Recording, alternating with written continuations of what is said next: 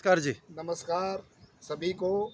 और आज ये जो त्रिवेणी हमने मार्केटिंग कमेटी के जो रेस्ट हाउस है बरवाड़ा में उसमें लगाई है, और उसके माध्यम से मैं सभी ये बुद्धिजीवी हैं उनको एक बात बहुत ही सटीक, सार्थक और काम करने वाली बात बताना चाहता हूँ कि आप जीवन में यदि सुखी रहना चाहते हो तो मैं एक दो दिन पहले पढ़ा था, रामकृष्ण मिशन के स्वामी जी ने बताया कि one way of overcoming fear and anxiety is to be concerned about welfare of others। यदि हम अपने दूसरों के लिए चिंता करेंगे, दूसरों के कल्याण के लिए काम करेंगे, तो हमें चिंता, अवसाद, एकाकीपन जैसी बीमारियों से भी निजात मिलेगी, इसमें कोई शक नहीं। यदि हम घर परिवार दूसरे लोगों को, ज़रूरतमंद लोगों की मदद करते हैं तो उससे हमें बहुत बड़ा फ़ायदा मिलता है। फ़ायदा क्या मिलता है? वो फ़ायदा मिलता है स्वास्थ्य के रूप में भी। हम खुश भी रहेंगे, हम स्वस्थ भी रहेंगे। तो आज और सबसे बड़ा फ़ायदा क्या है, सबसे बड़ा काम क्या है?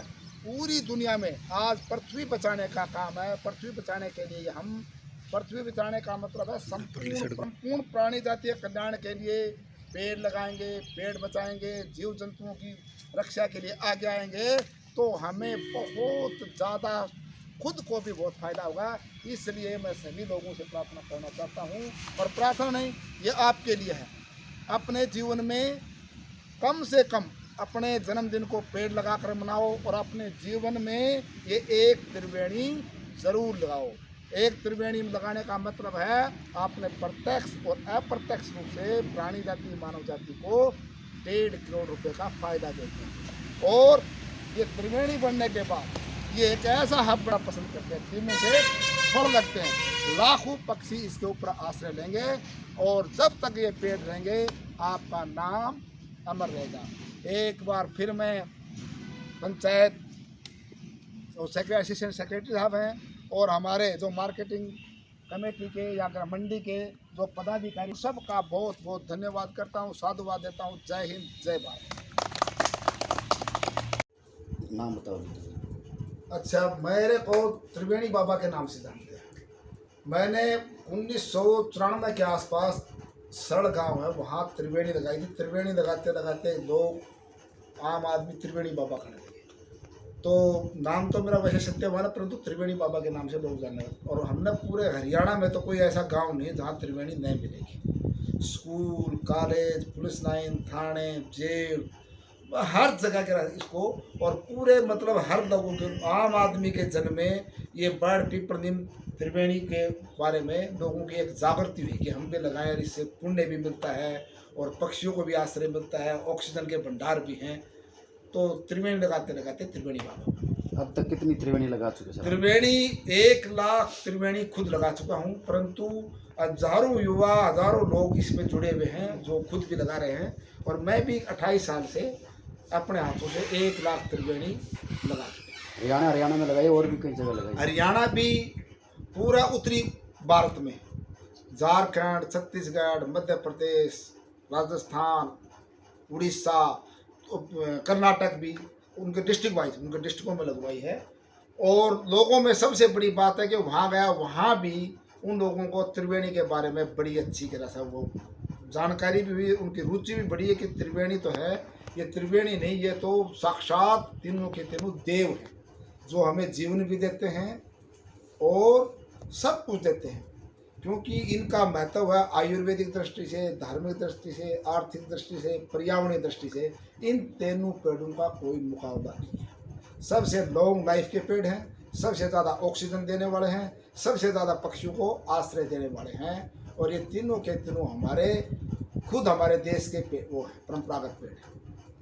और ये तो कहता हूँ मैं, तो ये हमारी राष्ट्रीय एकता, अखंडता, ऋषित्व का, आप बरगद का पेड़ लो, बरगद का पेड़ देखते ही एक बहुत बड़े संत की का ये रूप है। इसकी जटाएं लटाएं देखते हैं, जैसे एक बरगद का पेड़ धीरे धीरे बढ़ करके विशालकाय बनता है, नीचे बैठने वाला को आश्रय देता है। इसकी जो मिट्टी होती है वो भी इतनी उपजाऊ होती है कि यदि 1 ट्रॉली आप 1 एकड़ में डाल दो तो 5 साल तक उस डालने की जरूरत है।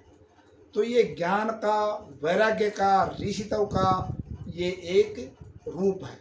एक पेड़ होता है आपका वो सफ़ेदा देखा है, अलंथस देखा है, जो कि लंबा बढ़ जाता है, न छाँव देता और नीचे बैठने वाला छाँव भी देता, न फल देता और ज़मीन को भी बंजर बना देता है। तो हमें, मैं तो ये कहता हूँ, शिक्षक के रूप में भी इन पेड़ों का बड़ा महत्व, इनसे बहुत ज्ञान प्राप्त होता है। तरवर सरवर संतन चौथा वर्षे में परमार्थ के कारण चारों धारे थे।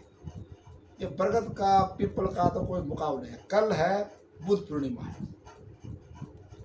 बुद्ध पूर्णिमा का बौद्ध धर्म में बड़ा महत्व है।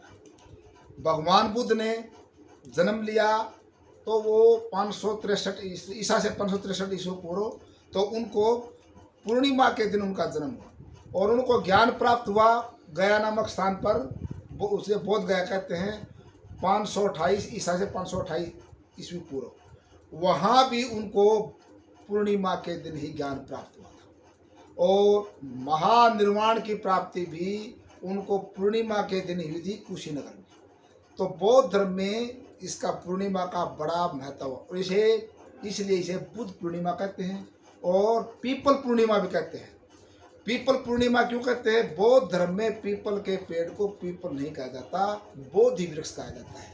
बोधि का मतलब ज्ञान, ज्ञान का प्रतीक है। भगवान बुद्ध को यहाँ 45 दिन तक ध्यान लगाया था और इसे ज्ञान प्राप्त हुआ था। उस पीपल के पेड़ की आप देखो, उस बोधि वृक्ष की देखो, उसको जो अशोक था सम्राट, उसकी महारानी थी तक्षशिला ने उसको ईर्ष्या में या कुछ घरेलू कारणों से उसे खत्म कर दिया था, कटवा दिया था और दोबारा उसकी कोपले फूट करके वो बड़ा हुआ। इसके बाद 7वीं शताब्दी में संसांग जो बंगाल का राजा था उसने भी उसे कटवा दिया था और 1876 में बाढ़ में भी वो खत्म हो गया था और दोबारा वो प्रफुल्लित होकर के वो बना हुआ। आज वो विश्व धरोहर के रूप में मान्यता उसको दी हुई है और उसके ऊपर बौद्ध जो समिति है, बौद्ध मंदिर समिति, वो 50 लाख रुपए 10 लाख के लिए 10 साल के लिए एग्रीमेंट किया है, जो कि फॉरेस्ट रिसर्च इंस्टीट्यूट देहरादून से वो उसकी देख रेख करती है कि एक पेड़ का कितना महत्व है। पेड़ का मतलब संतों से, जितने भी महापुरुष हुए हैं, संत हुए हैं, उनका पेड़ों से संबंध। भगवान कृष्ण भी गीता में कहते हैं कि मेरी तुलना केवल पीपल के वृक्ष से हो सकती है।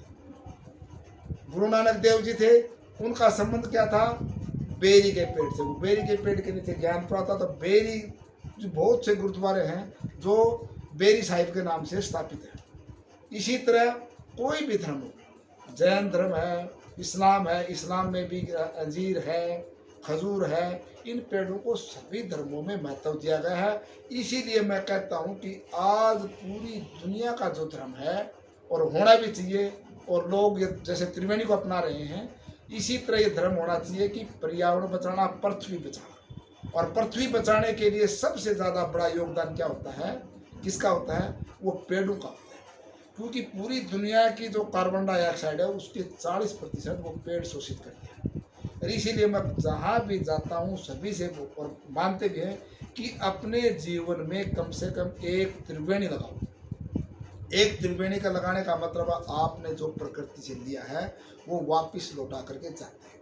इसी तरह अपना खुद का जन्मदिन है, अपने परिवार के सदस्यों का जन्मदिन है, शादी होती है, वर वधू से लगवाओ, बरातियों को पेड़ दो। इस तरह की हम यदि परंपरा बच्चों में डाल देंगे भावी पीढ़ी में, तभी ये पृथ्वी बची रह सकती है।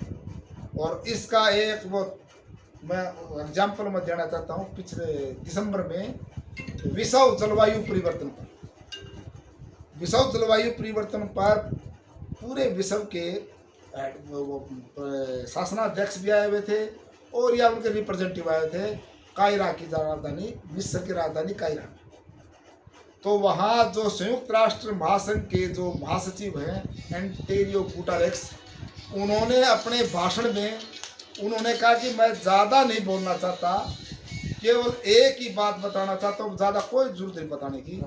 या तो हमें पृथ्वी बचाने के लिए सभी को आगे आना होगा, आम आदमी की भागीदारी होगी, नहीं मरने के लिए तैयार। और उसका ज्वलंत उदाहरण क्या है, हम देख रहे हैं हमारे देश में 25 लाख लोग वायु प्रदूषण से मरते हैं।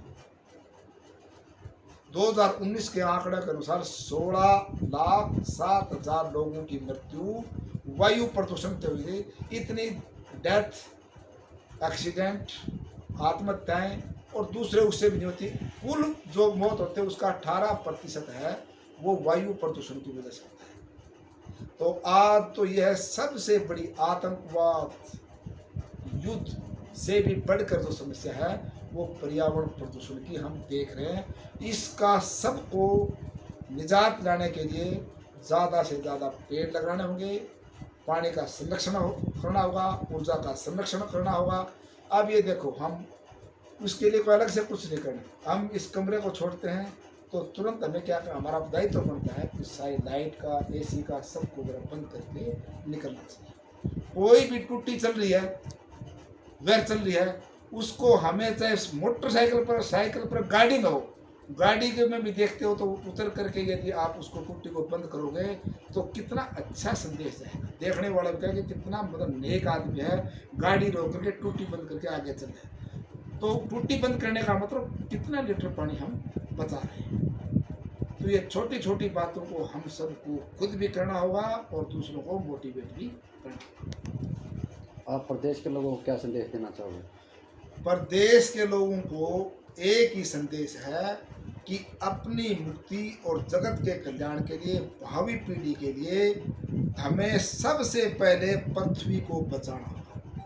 और पृथ्वी को बचाने के लिए वैसे तो सभी पेड़ों की भूमिका होती है, परंतु ये पर्यावरण निरोधक, मैं बोलता हूँ मिसाइल है, पेड़, पीपल और नीम। पीपल तो रात और दिन ऑक्सीजन देता है। हमें अपने सार्वजनिक जगह पर ज़्यादा से ज़्यादा त्रिवेणी लगाएं और अपने बच्चों का जन्मदिन पेड़ लगा कर मनाएं। शादियों में वर वधू से पेड़ लगवाएं।